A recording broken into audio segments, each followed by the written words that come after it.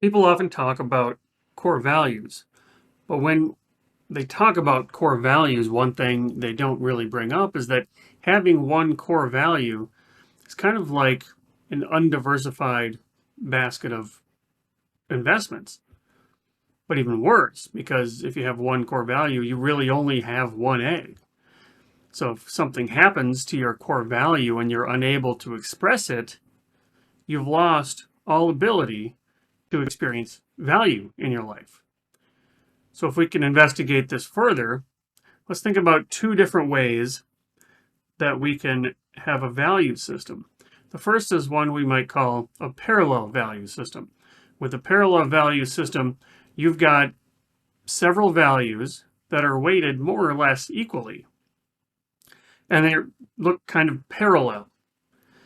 And they take over. If one isn't able to be expressed, the others take over. But each of these values is something that you consider valuable, and one isn't necessarily better or worse than the other. For example, you might have family, work, nature, health, and friends all as equally important to you. And if you're unable to be with your family, for example, you may experience value by going into nature or having a workout. And if you can't meet with your friends, maybe you've got meaningful work that you do. Contrast this to a pyramid value system. With a pyramid value system, you've got one overarching value. That's your core value. This is the top of the pyramid. So you've got this core value. All other values are seen through the lens of this core value. All other values are a lower priority than this core value. And what you notice here is that it's only your core value that it's attached to you. Only your core value is something that you've got control of here, which puts you at risk. There is risk that something might happen where you're unable to satisfy your core value. And if you're unable to satisfy your core value, you've got no other values to take over. It's going to feel empty and meaningless. For example, a couple examples might be money. Money could be your core value. And this is an extrinsic value. It's a shallow source of meaning and a shallow value. But if you see the world through the lens of just money, all these other values only matter insofar as you've got money or don't have money. Friends only like you if you have money. Your family only respects you and loves you if you can support them.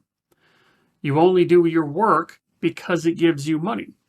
Your health only matters insofar as it helps you go to work. If you lost your ability to have money or make money, you wouldn't have any values to take over. Now, on the intrinsic value side, it could be something like family. So even something as great sounding as valuing your family above all else could be problematic because it's the only source of meaning you have, the only source of value you have.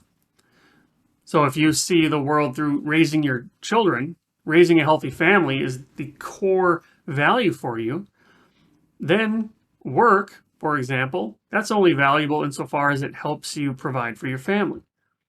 Friends are only valuable as a way to help your children get out and meet other people. Nature is only valued insofar as it gives your kids something to do. But remember, if something happens and something breaks and you have no ability to satisfy your core value anymore, like money, I lose my ability to make money. Now I'm not going to feel like friends are going to love me. I'm not going to feel like my family cares about me. My work is going to feel meaningless. I'm not going to take care of my health. But what about on the family side? What if I raise independent children and they move out and I become an empty nester? But I had all of my value, all of my meaning tied up in raising kids. Well, now I have nothing to live for anymore. I have no more purpose. So a pyramid system works as long as that chain that connects you to your core value is intact. But if something happens to that core value, you might be in trouble. With that pyramid value system, This is a safer bet because even if you lose a value, there are still other values willing to jump in and take their place. So even if you value work and something many consider good happens, you retire, you've got other values that can step in and take its place if you can't work anymore. If you value family and your kids leave home, they leave the nest, you've got other values like hobbies or socialization that can take over. So consider what kind of value system you have. Consider if you're at risk. And if you can, try to move from a pyramid value system to a parallel value system. You get one life. Live intentionally.